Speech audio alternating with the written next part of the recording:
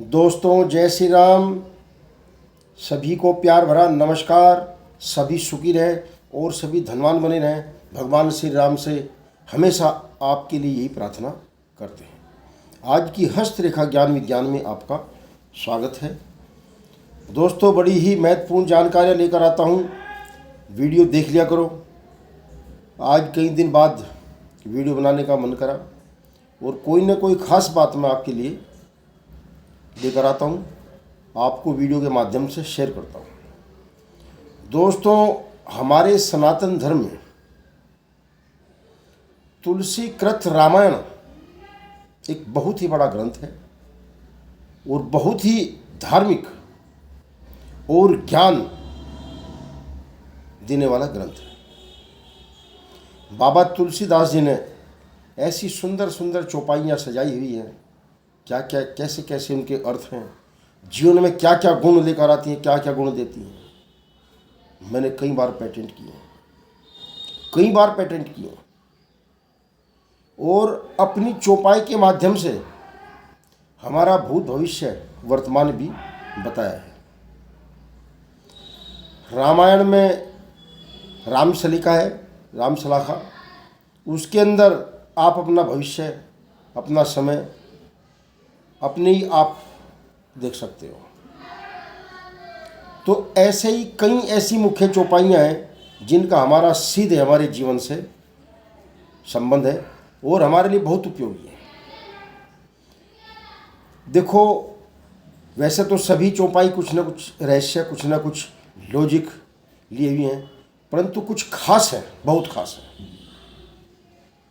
एक चौपाई आती है, अगर किसी का कितना भी काम अटक रहा है प्रदेश में और आपको वहाँ पर जाकर अपना काम हल करना है, तो नगर की सीमा में जाते ही, यदि अपना निजी वाहन है तो सीमा में प्रवेश करते ही अपने वाहन से उतरकर वहाँ की धरती को, पृथ्वी को प्रणाम करें।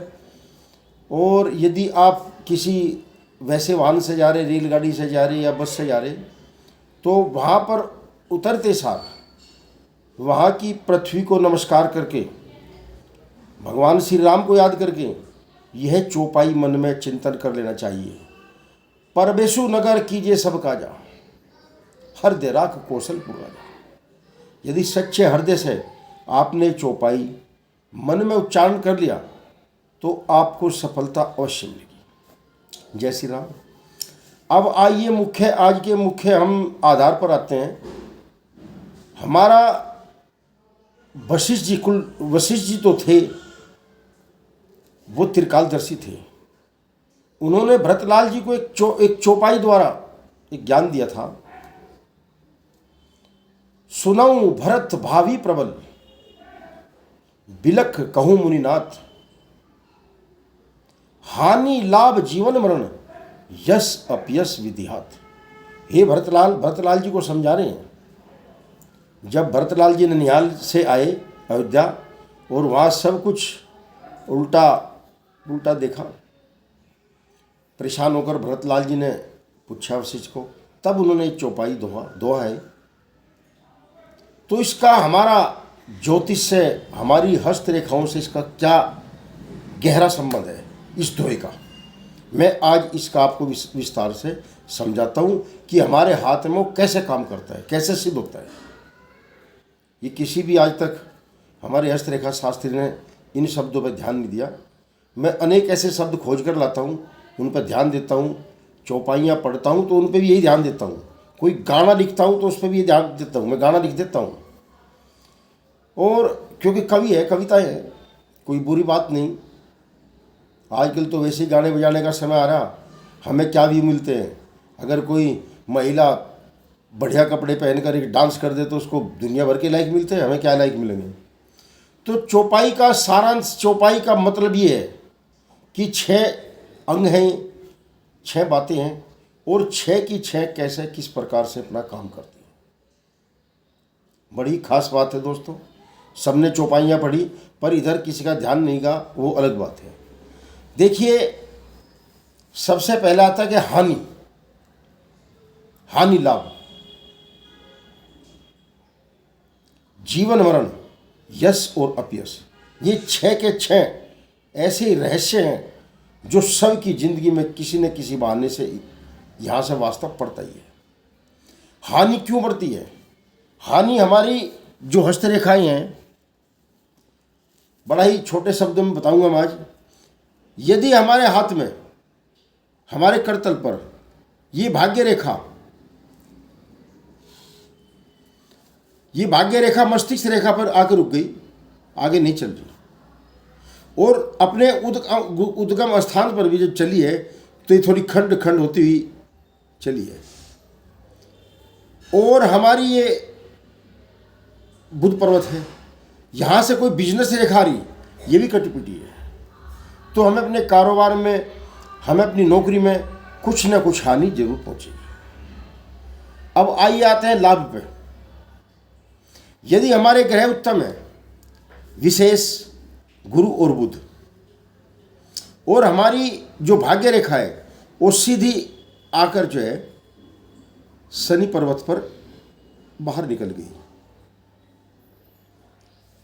तो इस शनि रेखा के द्वारा हमारा भाग्य उदय होगा, और उन्नत यदि बुध पर्वत है तो और भी उन्नत होगा। मैं कहा था नहीं कि हमारी बाबा ने चौपाई कितनी सुंदर लिखी हुई है, क्योंकि वशिष्ठ जी थे त्रिकालदर्शी। अब आते हैं जीवन और मरण।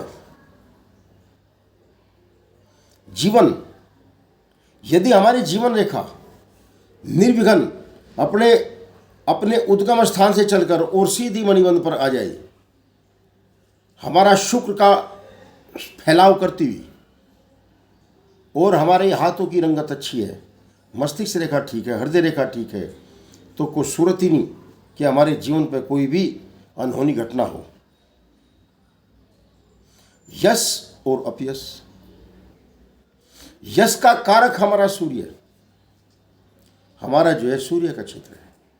हमारे हाथ में यदि सुंदर सूर्य रेखा है और बढ़िया हमारा सूर्य पर्वत है, तो हमें चारों तरफ अच्छी कीर्ति मिलनी ही मिलनी है, हाथों की रंगत गुलाबी हो। फिर आते हैं अपयश। यदि हमारे हाथ में या तो सूर्य रेखा होना, बिल्कुल भी, यदि सूर्य रेखा नहीं है तो कोई बात नहीं, फिर हमें मान सम्मान की कोई इच्छा नहीं होती। यदि सूर्य रेखा है तो फिर वो खंडित ना हो, यदि खंडित है तो अपयश होना ही होना है। और खंडित के साथ साथ यदि हल्का यहाँ पर कोई न कोई दाग धब्बा है मूल स्थान पर, तो आप ये समझ लीजिए कि हमें अपयश की ओर कहीं भी किसी भी सभा में हमारा मान सम्मान, समाज में, सभा में, परिवार में, रिश्तेदार में, कहीं न कहीं हमारा मान सम्मान को ठेस पहुंचती रहेगी। तो ऐसा बाबा ने जो चौपाई लिखी है उनके द्वारा मैं आपको समझाया है। बड़ी सुंदर चौपाई है, और उनका चिंतन मनन भी कर लिया करो। जय श्री राम दोस्तों।